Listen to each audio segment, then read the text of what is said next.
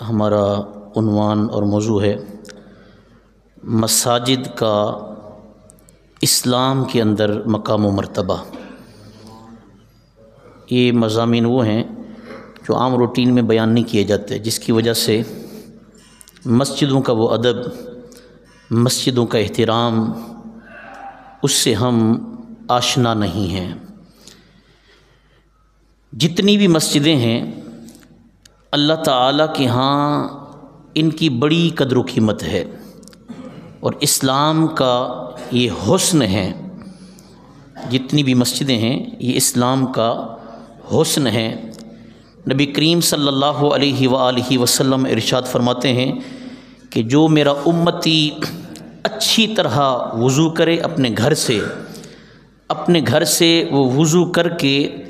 نماز پڑھنے کی نیت سے اللہ کے گھر یعنی مسجد میں جائے،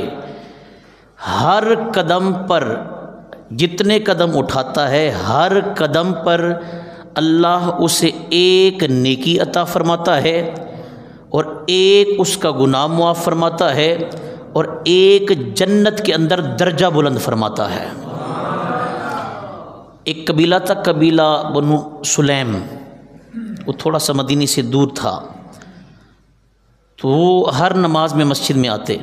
خواہش تھی کہ کہیں قریب گھر مل جائے تو یہاں آئیں اور تاکہ مسجد میں جلدی سے شریک ہو جائیں۔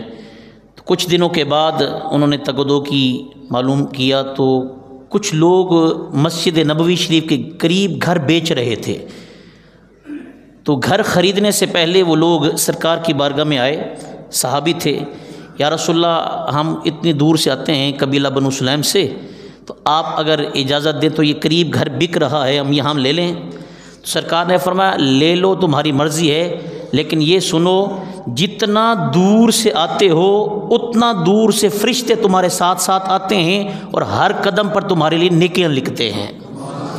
تو ان قبیلے والوں نے یہ فیصلہ کہ نہیں یا رسول اللہ ٹھیک ہے، ہم آئیں گے بھی ضرور اور گھر بھی قریب نہیں لیتے، ہم دور سے آیا کریں گے آپ کی بارگاہ میں۔ تو یہ مسجدوں کے اندر نماز پڑھنے کا اور مسجدوں میں آنے کا ثواب جو ہے وہ یہ ہے۔ فرمایا جو شخص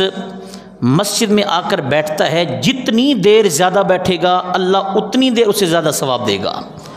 اور یہ جملہ سنی حدیث پاک ہے، میرے آقا فرماتے ہیں مسجد میں بیٹھ کر سانس تو ہم باہر بھی لیتے ہیں مسجد میں بھی لیتے ہیں، جتنی دیر مسجد میں ہم سانس لیتے ہیں میرے آقا فرماتے ہیں ہر سانس کے بدلے اللہ تعالیٰ بندے کو 10 نیکیاں عطا فرماتا ہے۔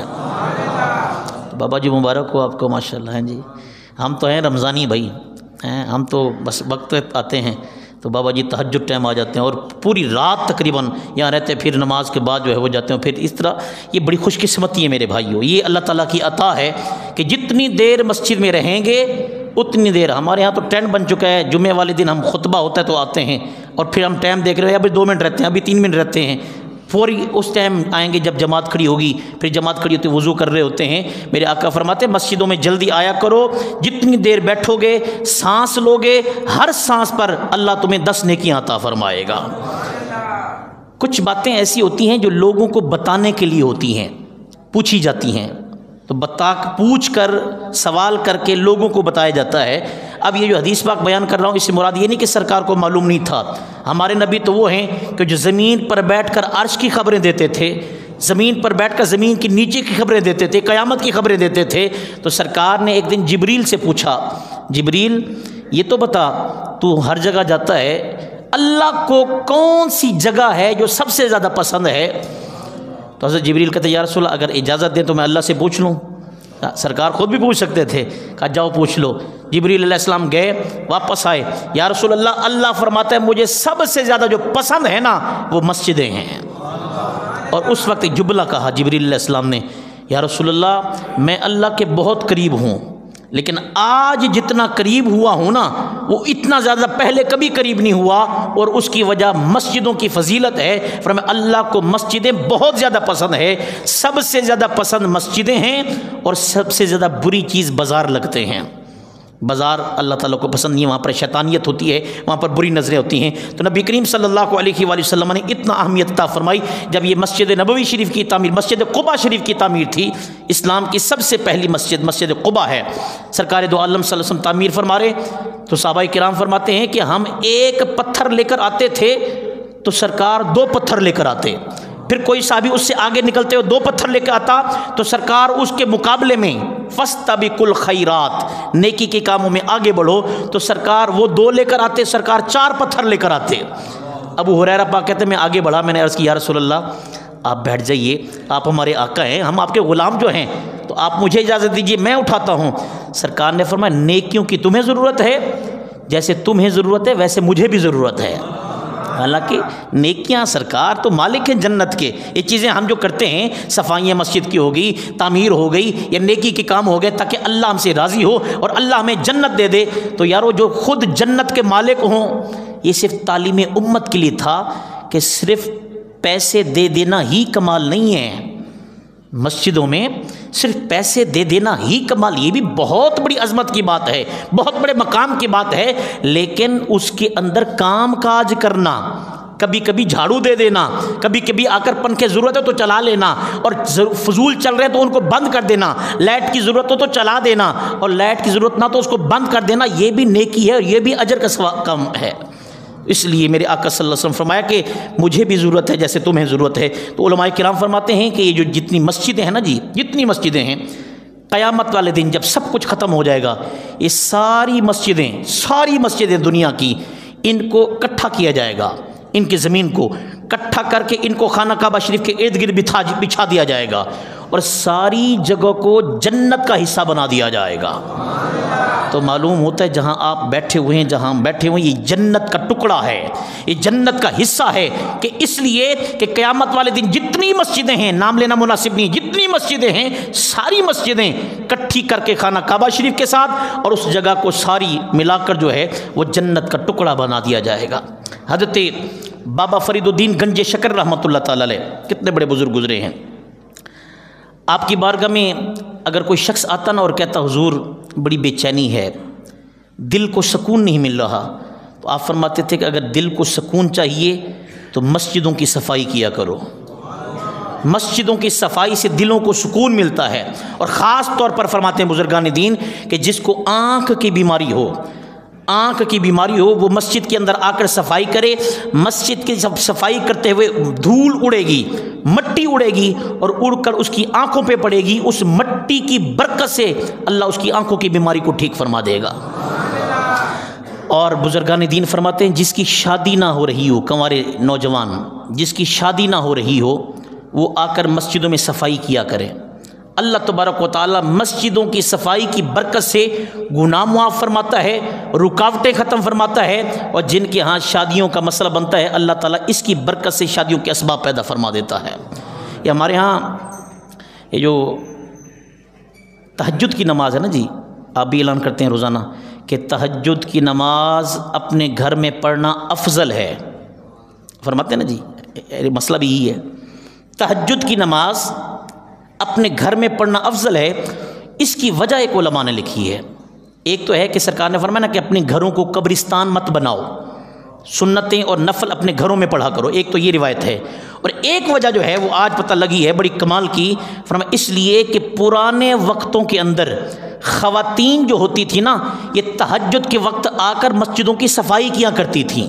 اب مرد بھی آ جائیں، لوگ بھی آ جائیں اور عورتیں صفائی کر رہی ہوں تو کتنا مشکل ہو جائے، تو عورتوں کی آسانی کے لیے، اور الحمدللہ مجھے فخر ہے میں نے اپنی پیر و مرشد کی یہ سیرت پڑھی ہے، تو ہمارے پیر و مرشد حضور نباز قوم ولی کامل استاذ العلماء الحاج پیر مفتی محمد ابو داؤد محمد صادق قادری رضوی رحمۃ اللہ تعالی علیہ، آپ کی والدہ ولیہ کاملہ تھیں، اور سیالکوٹ کے اندر آپ کا گھر تھا، کوٹلی لوہارا کے اندر، آپ تہجد کے وقت آ کر مسجد کو بند کر کے مسجد کی صفائی کرتی، وضو خانے دھوتی اور باتھ روم دھوتی اور مسجد کی صفائی کرتی، نماز سے پہلے صفائی کر کے چلی جاتی تھیں، اور اس کی برکت سے اللہ تعالیٰ نے پھر ان کو ہیرا بھی نباز قوم جیسا عطا فرمایا ہے۔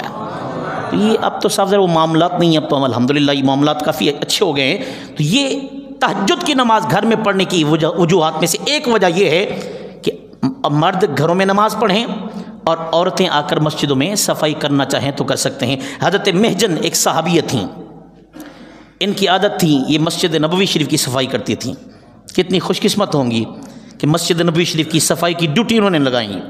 آنا انہوں نے فجر سے پہلے پہلے ساری مسجد صاف کرنی، جتنا صحن ہونا اندر سب کچھ صاف کرنا، صاف کر کے پھر جانا۔ ایک مرتبہ بیمار ہو گئیں تو سرکار نے یہ اعزاز دیا کہ بیمار ہو گئیں، پتہ لگا حضرت محجن بیمار ہو گئی ہیں، سرکار گھر میں تشریف لے گئے، عیادت فرمائی، اور دیکھ لیا نا سرکار نے وقت تھوڑا ہے، صحابہ کرام کو باہر آ کر کہا کہ محجن کا وقت تھوڑا ہے، جب یہ فوت ہو جائیں، انتقال ہو جائے تو مجھے لازمی بلانا ہے، میں نے خود جنازہ پڑھانا ہے، خود دفن کرنا ہے، یہ مسجد کی صفائی کی برکت۔ صحابہ کرام کہتے ہیں کہ رات کو ہی انتقال ہو گیا، سردی تھی بڑی سخت، ہم سب نے مل کر فیصلہ کیا کہ یہ سخت سردی ہے، سرکار کو تکلیف نہیں دیتے، ہم جنازہ پڑھاتے ہیں، ہم ہی دفن کر دیتے ہیں۔ تو صحابہ کرام نے مل کر جنازہ پڑھایا، دفن کر دیا۔ سرکار سے وہ تشریف لائے تو فرمایا سناؤ محجن کا کیا حال ہے؟ یا رسول اللہ وہ تو وصال فرما گئی۔ فرمایا پھر جنازہ کب؟ یا رسول اللہ نے پڑھا کے دفن بھی کر دیا۔ سرکار جلال میں آئے، غصہ فرمایا، جلال فرمایا، فرمایا میں نے تمہیں اسپیشلی کہا تھا کہ مجھے بلانا ہے۔ تو صحابہ کرام بھی مؤدب تھے، ادب کی وجہ سے، یا رسول اللہ صرف ہم نے اس لیے بلایا کہ سردی پڑ رہی ہے، آپ سارا دن لوگوں کی مشکلیں سنتے ہیں، پریشانیاں سنتے ہیں، تو آپ آرام فرما رہے ہیں، ہم نے اس لیے آپ کو نہیں بلایا۔ قبر کے اندر آج تک آپ نے نہیں سنا کوئی جنازہ ہوا ہے، میرے آقا نے اعلان فرمایا، فرمایا سارے صحابہ جنہوں نے پڑھی ہے اور جنہوں نے نہیں پڑھی ہے آج سارے محجن کی قبر پر جائیں گے اور میں امامت کراؤں گا اور سارے پیچھے کھڑے ہو کر نماز جنازہ پڑھیں گے۔ قبر کے اوپر سرکار نے کھڑے ہو کر حضرت محجن کی نماز جنازہ پڑھائی۔ بتائیے یہ سارا اعزاز جو ہے وہ مسجد کی صفائی کرنے کا اعزاز ہے۔ تو میرے بھائیوں کوشش کیا کرو مسجدوں کی صفائی، ہم نے خادم ہوتے ہیں، ہم دل کو تسلی دیتے ہیں، جی دیکھیں جی ہم پیسے دیتے ہیں نا خادم کو، وہ صفائی کر لیتا ہے، وہ یہ بھی اجر ہے، لیکن کیا ہی اچھا ہو آپ خادم کو خدمت بھی کریں، ساتھ کہیں قاری صاحب ہم بھی آپ کے ساتھ شامل ہیں، ہم بھی صفائی کریں گے۔ یارو یہ نوجوانوں کے لیے بالخصوص اور آپ سب کے لیے، جب ہم انشاءاللہ اللہ کے فضل سے رسول کریم کی مہربانی سے جنت میں جائیں گے نا تو ہمارا نکاح ہوگا حوروں کے ساتھ، یہ حدیث ہے، حوروں کے ساتھ نکاح ہوگا۔ اور آپ کو پتہ ہے نکاح کے لیے حق مہر لازمی ہوتا ہے، واجب ہوتا ہے۔ حق مہر کے طور پر ہمارے ہاں تو سونا، جواہرات، پلاٹ، گھر ہوتا ہے نا، پیسہ ہوتا ہے، لیکن جب ہمارا انشاءاللہ جنت میں حوروں کے ساتھ نکاح ہوگا تو اس نکاح کے موقع پر جو حق مہر ہوگا وہ مسجدوں کی صفائی ہوگی۔ تو اب ہر کوئی خواہش مند تو ہے کہ ہمیں حوریں ملیں تو نکاح بھی ہو، بھئی نکاح کے لیے تو حق مہر لازمی ہے، اور حق مہر نہ ہوا تو پھر کیا کریں گے؟ تو اس لیے ہر بندہ کوشش کرے کہ ایک دو دن ہفتے میں کوئی ایک آدھ دن، مہینے میں ایک آدھ دن رکھ لے۔ یہ نہیں کہ یہ ہماری پاس الحمدللہ کافی بچے بھی ہیں، نوجوان بھی، ہم خود بھی کرتے ہیں الحمدللہ، اور یہ اللہ کا فضل ہے، صرف ترغیب کے لیے بتا رہا ہوں۔ ہم مولوی بعد میں، مسلمان پہلے ہیں۔ صفائی کرنا ایک اللہ تعالیٰ کی اللہ تعالیٰ کی قربت حاصل کرنا ہے۔ یارو جب امام صاحبان، جب قاری صاحبان جن کے سینے کے اندر قرآن ہے وہ صفائیاں کر سکتے ہیں تو آپ اور ہم کیوں نہیں کر سکتے ہیں؟ اس لیے نوجوانوں بالخصوص کوشش کیا کرو۔ ہمارے ہاں ایسے ساتھی ہیں جو آ کر چھپ کر صفائیاں کر جاتے ہیں، اور یہ اللہ تعالیٰ کو بہت پسند ہے۔ کچھ چیزیں ایسی ہیں جو مسجدوں کے لیے ضروری ہیں، اور یہ 3-4 مسئلے ہیں، وہ سن لیجئے۔ نمبر 1،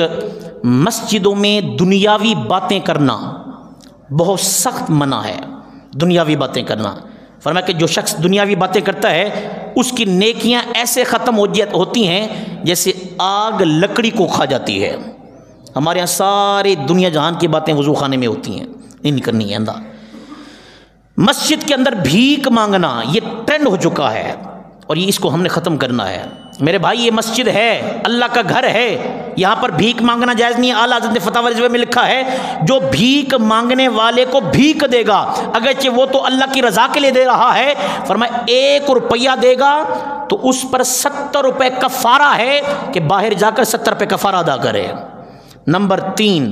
مسجدوں میں اعلان کروانا۔ ہمارے ہاں تو مسجد کا یہ جو اعلان کی جگہ ہے نا باہر ہے،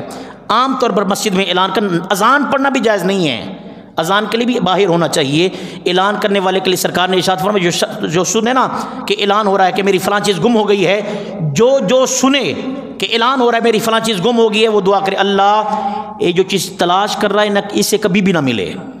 یا اللہ یہ جو اس چیز کی گم ہو گئی ہے اور یہ اعلان کر رہا ہے مسجد کے اندر، اللہ اسے کبھی بھی نہ ملے۔ اور پھر مسجد میں بھاگنا، نماز کے لیے اگرچہ کیوں نہ ہو تو مسجد کے اندر بھاگنا نہیں چاہیے۔ اللہ تبارک و تعالیٰ مساجد کا ادب اور احترام کرنے کی توفیق عطا فرمائے۔